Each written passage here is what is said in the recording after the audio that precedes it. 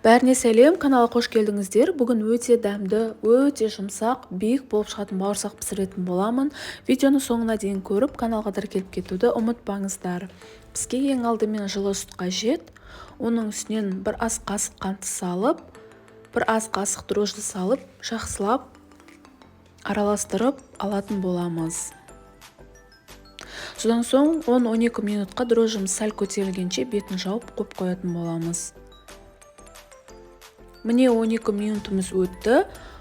Оның үстіне жылы суды құйып, бір шай қасық тұз салып, араластырып, сұйық май құйып, бір жұмыртқаны салып, және де бір ас қасық сметананы салып, барлығын жақсылап араластырып алатын боламыз.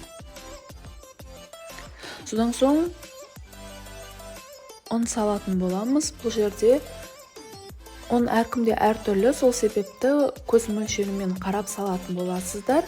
Менде 750-800 граммдай ұн кетті. Көп ұн салып жібермейміз. Міне осындай қолға жабыспайтын жұмсақ қамыр илеп, бір жарым сағатқа жылы жерге көтерілгенше қойып қоятын боламыз.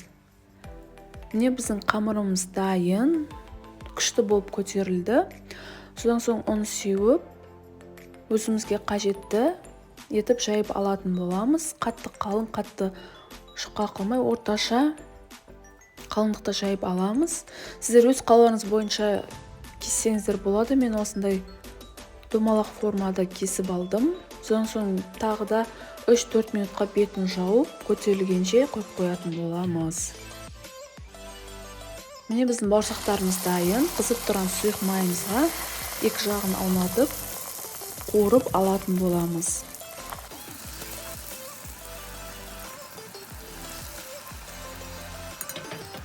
Осылай бауырсағымыздың барлығын жақсылап қуырып алдық.